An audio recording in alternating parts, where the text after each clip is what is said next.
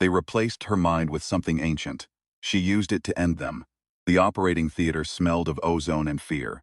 Not the clean antiseptic fear of a normal surgical night. This was something older, thicker, the kind that coats the back of your throat, and won't leave no matter how many times you swallow. Doctor. Cale Voss had grown used to it, in the 15 months since the Veth had arrived, since the sky above Praha had gone the color of a bruise that never fades, since the quarantine scaffolding had gone up around the hospital, like the ribs of something dead and enormous. He had grown used to a lot of things he shouldn't have. He was not used to what lay on the 2 tables in front of him. Her readings are stabilizing, said Marta from the scanner bay, her voice carefully neutral in the way that people learned to make their voices when they were trying not to break. Both of them. Both of them. Cale looked from one to the other in the amber emergency light. On his left the girl, 19, maybe 20, with a face that would have been beautiful if not for the contusions spreading up from her jaw like ink dropped in water. Evada. They hadn't known her name until the Veth liaison had brought the file, thin as a confession and twice as damning. Petty criminal, runner for one of the underground supply rings that had kept a quarter of Brno fed through the first occupation winter.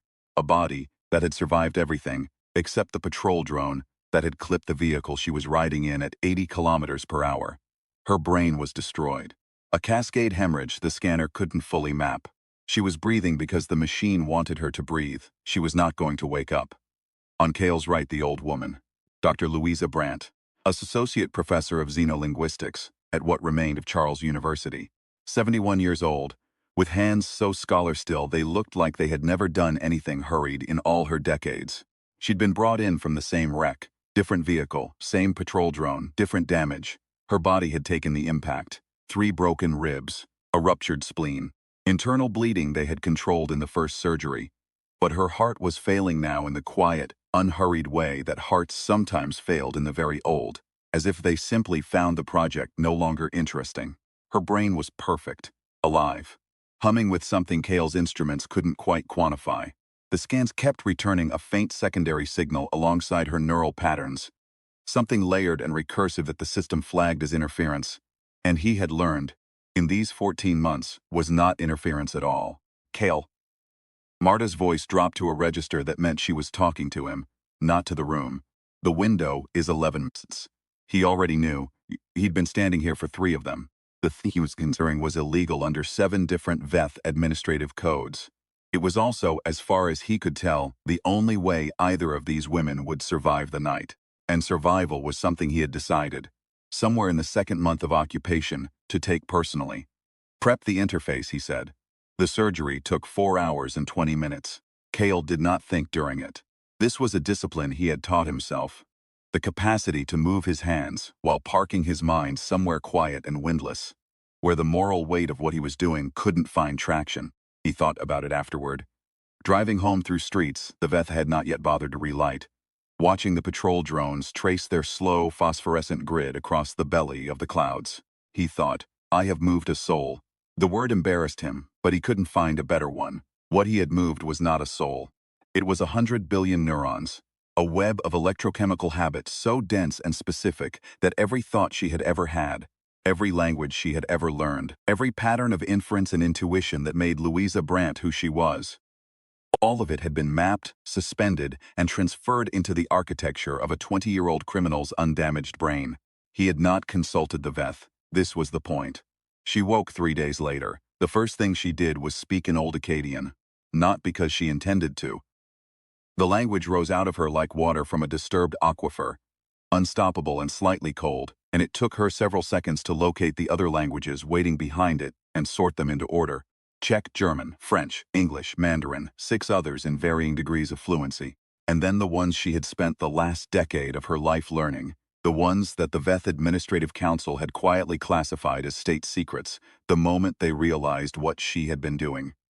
Veth primary, Veth secondary, the tonal pidgin they used with client species, the clipped administrative shorthand that their occupation governors exchanged when they thought no one was listening. Louisa Brandt, in Evada's body, in Evada's hospital bed, staring at Evada's hands, with an expression of profound and calm, knew more about how the Veth thought, spoke, feared, and organized themselves than any other human being alive. She had spent a decade building that knowledge in secret. in obscurity, in a university office so unremarkable that the Veth census drones had assessed it as non-strategic 3 separate times. The body was the problem. This was the second thing she understood, lying there watching Kale Voss explain what he had done in the halting, earnest way of a man who expects to be cursed at. The body was wrong. Not in an abstract sense. She had no vanity about the body, had never particularly identified with her previous one. The wrongness was functional. The muscles remembered things she didn't. Her hands kept reaching for objects that weren't there. Old muscle memory from a life she had never lived. She would begin to walk and find herself veering. Some proprioceptive residue from Iveta's habitual routes through streets she had never visited. Twice in the first week, she caught herself using criminal slang she hadn't consciously learned, dredged up from somewhere in the neural architecture, below the level of deliberate thought. The brain was not a blank medium. The brain remembered. She found this interesting rather than distressing. This was, she recognized, a distinctly Louisa Brandt response. The young doctor watched her catalog her own condition with an expression that mixed admiration with something that might have been guilt. "You're not what I expected," he said. "What did you expect?" He didn't answer immediately.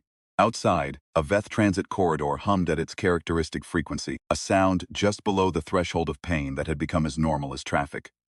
"Someone more upset," he finally said. She considered the ceiling. It had a crack in it that ran from the window to the ventilation grate, in a shape that resembled, faintly, the watershed map of a river delta. She had once spent 3 weeks studying for a monograph no one read. "I am upset," she said. "I am also old enough to understand that upset is a feeling and not a strategy." She spent 6 weeks in rehabilitation. What she was actually doing was thinking. The Veth had come with mathematics that made human physics look like finger painting, with ships that moved through gravitational folds the way water moves through cloth, with biology engineered so far beyond evolutionary accident that they had forgotten, over their long history, that biology could be anything else. They had come with all of this, and with one critical assumption that no one on their administrative council had thought to question, because it had never needed questioning in 900 years of expansion. That intelligence was a function of the dominant cognitive architecture. Their dominant cognitive architecture could not hold 2 contradictory identity states simultaneously. This was not a weakness. It was simply a fact of their neurology, the way bilateral symmetry was a fact of certain bodies. The Veth were in the deepest sense self-consistent. A Veth was always one thing. This made them formidable planners, formidable administrators, formidable military tacticians.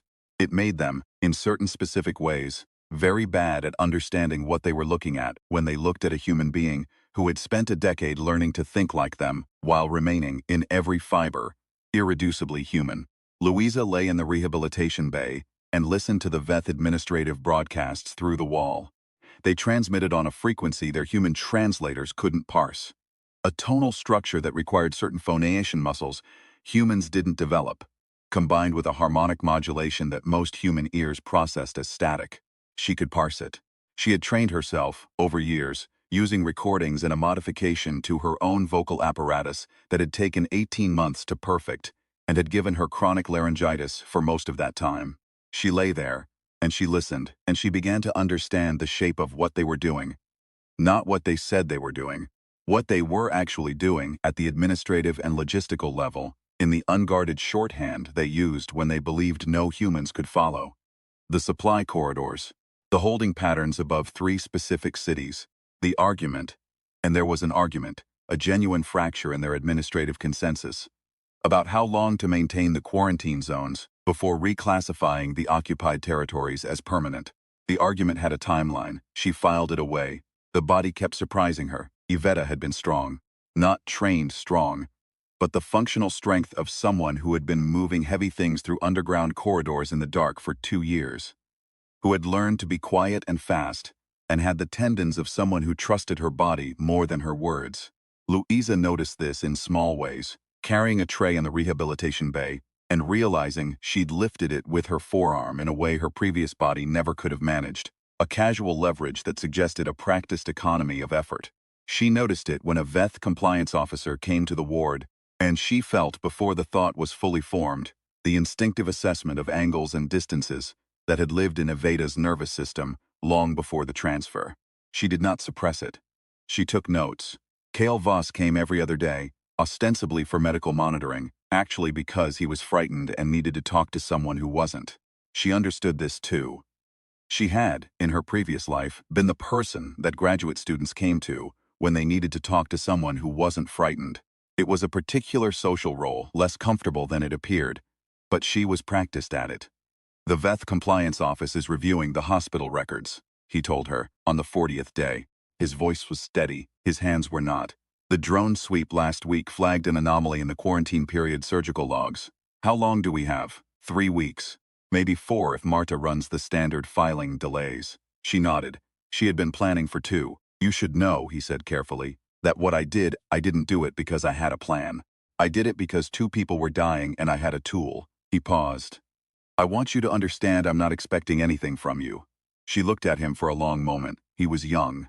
Not young in the way Iveta had been young. Young in the way that people were young when they had been carrying something too heavy for too long, and hadn't yet learned to set it down. She thought about the word she was looking for, and eventually found it. Earnest.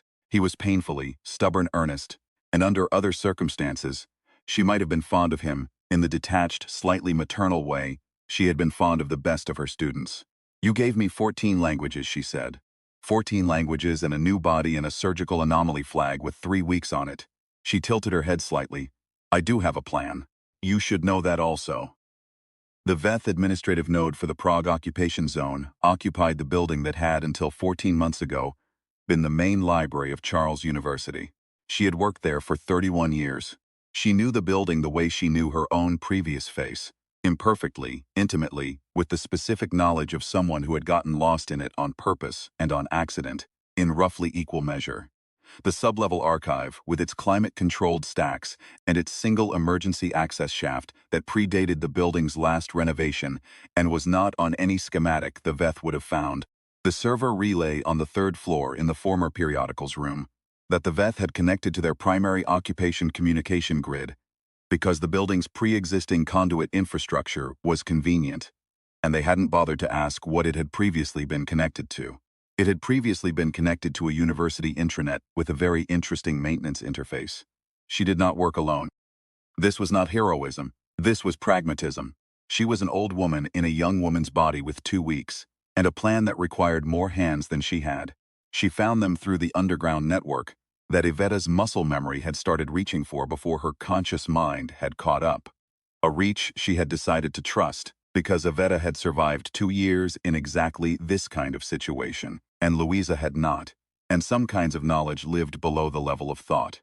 They were young, they were frightened, they were exactly as stubborn as people get when they have been told they cannot survive and have declined to believe it. She told them what she needed. She told them why. She told them the Veth administrative timeline she had extracted from the broadcast monitoring. The specific window, the specific node, the specific argument that was happening inside the occupation administration right now, between the faction that wanted permanent reclassification and the faction that was still calculating costs. You've been listening to their broadcasts, said the young man who went by Tomasz, with an expression that suggested he wasn't sure if this was extraordinary or impossible. For 9 years, she said. 8 years before they arrived. He stared at her. I was writing a speculative monograph, she said, on theoretical contact linguistics. No one read it. She paused. That was the point. The plan had 4 parts. The first part was Iveta's body and its knowledge of how to move through a city that was watching. This was not something Louisa could have done in her previous life. 71 years old, academic posture, a gait that would have been clocked as non-conforming by any Veth pattern recognition sweep within 30 seconds. Iveta's body knew other routes. Not safe routes. There were no safe routes, but routes that the occupation grid had not quite finished mapping.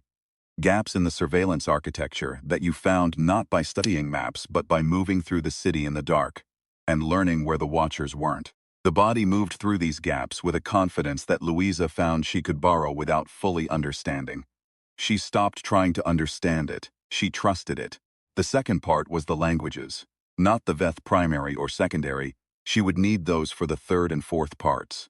What she needed here was the administrative shorthand, the clipped occupational pidgin, the specific syntactic patterns of official Veth communication that she had spent years parsing from recordings and could now produce through the modified phonation she had developed.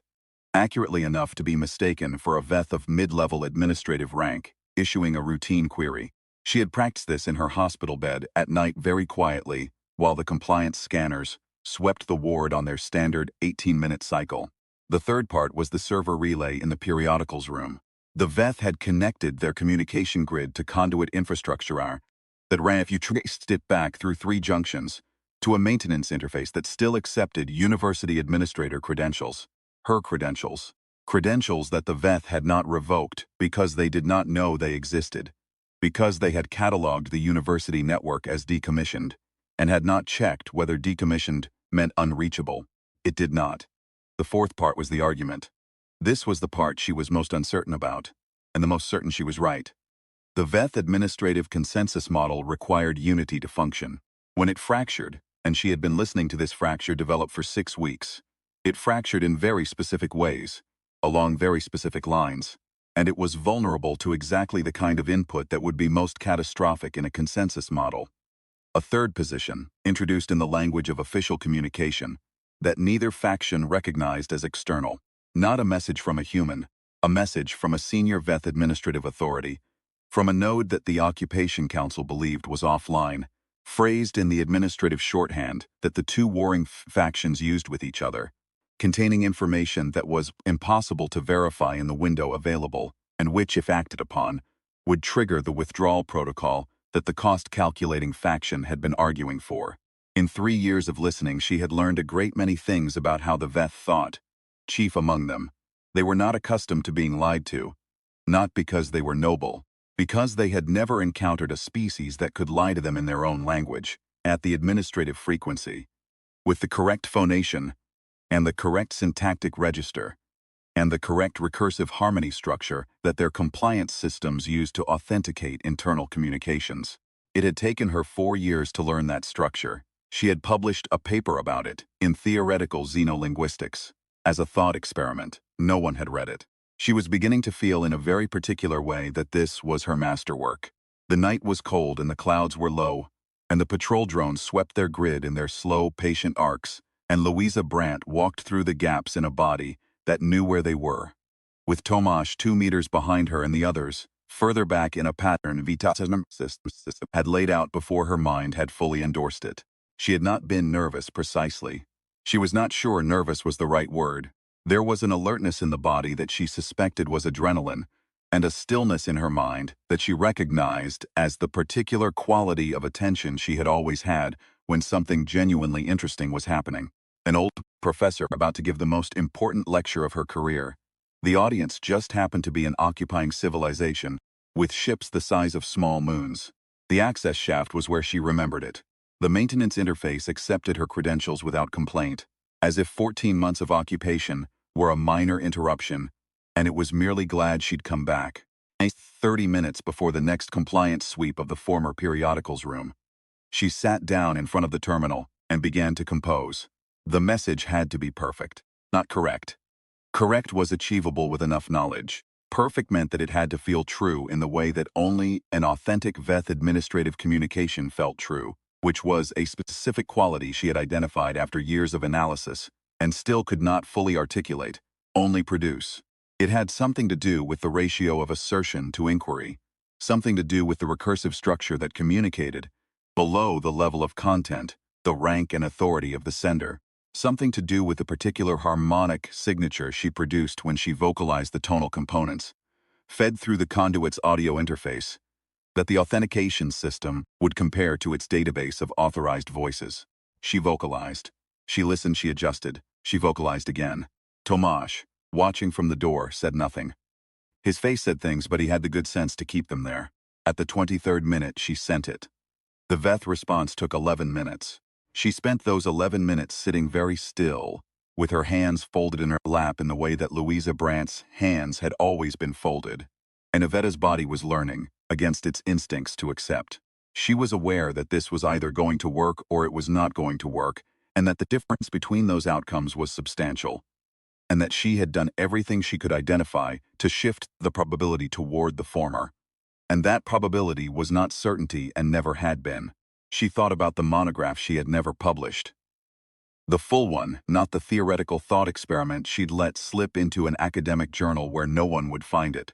The real one, with the appendix on Veth decision crastascade vulnerability, and the chapter on consensus model brittleness, and the long careful argument she had built over a decade about what happened when a species that had not evolved to be lied to encountered a species that had evolved to do almost nothing else. Humans lied to survive. Humans lied as art, as humor, as courtesy, as love. Humans had been lying with such creativity and such commitment for so long that the mechanisms of deception had become indistinguishable from the mechanisms of storytelling, of culture, of the entire apparatus of meaning-making that made a human life something more than a sequence of biological events.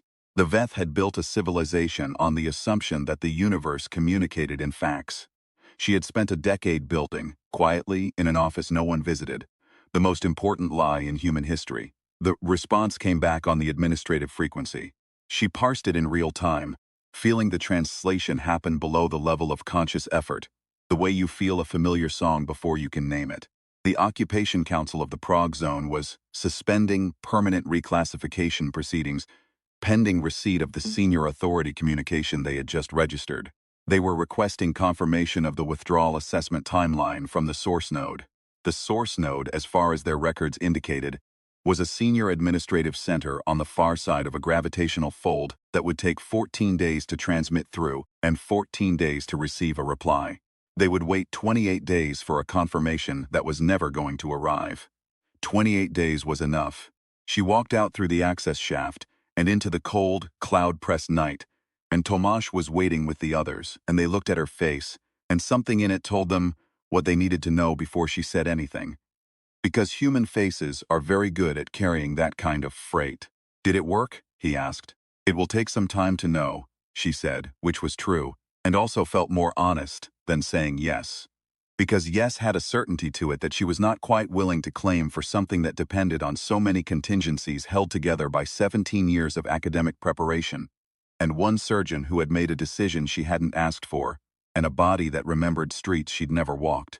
But you think it worked? She considered this for a moment. The drone grid was completing its arc somewhere above them. The clouds had the faint bioluminescent tinge the Veth transit corridors left in the atmosphere, a color that had no name in Czech or German or Old Akkadian, and that she had spent the first months of occupation trying to find words for and had eventually given up, deciding that some things were better documented than named. "I think," she said, "that they made a very old mistake." Tomasz waited. "They looked at us," she said, "and they saw what we looked like, the bodies, the technology, the noise we make." She paused. "They didn't look at what we'd built with the time they weren't watching. The things that weren't in any database they thought to check." She tilted her head slightly, a gesture that was entirely Louisa Brandt, in a face that had been Aveda's, in a city that was temporarily someone else's. A monograph on theoretical xenolinguistics, an office no one visited, a maintenance interface with very old credentials. She began to walk. The body moved through the dark with the confidence of someone who had learned this particular darkness from the inside. And the mind inside it moved through something else entirely. The long, patient architecture of a plan that had begun as an academic curiosity and had become, by the strangest route she could have imagined, the most consequential thing she had ever done. Above them, somewhere in the cloud cover, the Veth patrol grid continued its sweep. Patient, thorough, certain, looking for threats it knew how to recognize. 3 weeks later, the withdrawal assessment reached the Occupation Council from 2 additional relay nodes, each of them fabricated the same way the first had been. Louisa, in the hospital's maintenance bay, in 3-minute windows between compliance sweeps, building the paper trail that the Veth administrative consensus model required before it could act. She had chosen the forgeries carefully, not the content. She had known the content for weeks, the texture, the specific quality of each communication that would tell the Council's authentication system that it was receiving transmissions from sources with different regional administrative signatures, corroborating each other across distance, in the way that authentic communications corroborated each other when they were true. She had, in the course of her academic career, written extensively about the semiotics of institutional communication, about the way authority performed itself, about how a message conveyed not just information, but the social architecture of the entity that sent it. She had written these things for no audience in particular. She was her own audience now. The first ships broke orbit on a Tuesday. Not all of them. A withdrawal was not a rout. The Veth were too organized for rout. They moved with the same ponderous administrative precision with which they had arrived. But the transit corridor above Praha shifted its frequency, and the compliance scanners went dark for 3 hours while the protocols were renegotiated. And in those 3 hours, 300 people crossed the quarantine line into territory the Veth had assessed as lower priority. Kale Voss was one of them. He came back. He found her in what had been a storage room, and had become, in the weeks of planning and execution, something that might charitably be called an office. There was a desk. There were papers covered in notation systems that mixed Czech with Veth administrative shorthand in a way that probably looked like a madness to anyone who couldn't read both. There were, inexplicably, 2 cold cups of tea because some habits survived everything. He stood in the doorway for a moment, taking in the room and the woman in it, and watched Maud do the calculation that she had watched people do before. The adjustment between what he expected to see, which was Eveta, and what he was actually seeing, which was Louisa, in Eveta's face and Eveta's posture and Eveta's capable, careful hands, being entirely and unmistakably herself. "I wanted to check on you," he said. "You wanted to know if it worked." "Both." She gestured at the chair across from the desk. He sat. She looked at him with the frank, assessing attention she had always given to students who had done something she hadn't expected, and he bore it with the stillness of someone who had learned to be still under considerable pressure. "It worked," she said. "The third relay confirmation reached the council 4 days ago. The withdrawal assessment is now in formal processing. They'll be gone from Praha by end of month." And then what, she considered. Outside, the bioluminescent tinge in the clouds had faded slightly. She had been watching it fade for 11 days, correlating it with the transit corridor power readings she'd been monitoring through the maintenance interface, tracking the withdrawal, like a doctor tracking a patient's recovery, by the color returning to their face. "Then," she said, "we start on the second occupation zone." She paused. "I have notes." He laughed. It was the laugh of someone who was also close to tears, and she recognized it as such and said nothing about it, because some things were better honored than named. Later, after he had gone, she sat alone in the room that had become her office and looked at her hands. Eveta's hands, with their functional strength and their muscle memory and their knowledge of streets, she was still learning. And thought about the question she had been putting aside for weeks, the one that would need an answer eventually. Who was she now? Not Louisa Brandt entirely. Louisa Brandt had lived in a body that was gone, and some things that seemed like self were actually body, and she had discovered this not as a loss but as information. Something to study, something to understand. Not Eveta entirely. Eveta's neural architecture was her canvas now, not her author, and she moved through it the way you move through a city that was built by someone else and become yours through the long accumulation of living in it. She was something in between. Something that had never existed before. A human being reshaped by circumstance and necessity into a configuration that made her, paradoxically, harder to fit into any category, including the categories that an occupying civilization might use to assess threat level. She had been non-strategic 3 times. She thought, they will make that mistake again, if we let them. They will look and see what they expect to see. An old woman. A young criminal. A monograph no one reads. A maintenance interface with expired credentials. She thought, our greatest advantage has always been that they look for weapons, and we have never, quite, been what they expected weapons to look like. She opened the next file. She picked up the pen. The hands around it were young and strong, and still learning their new owner's handwriting, the letters coming out slightly wrong in ways she was correcting, day by day, into something that was neither Louisa's careful academic script nor Eveta's quick pragmatic scratch, but a third thing, made of both, unmistakably hers. She began to write.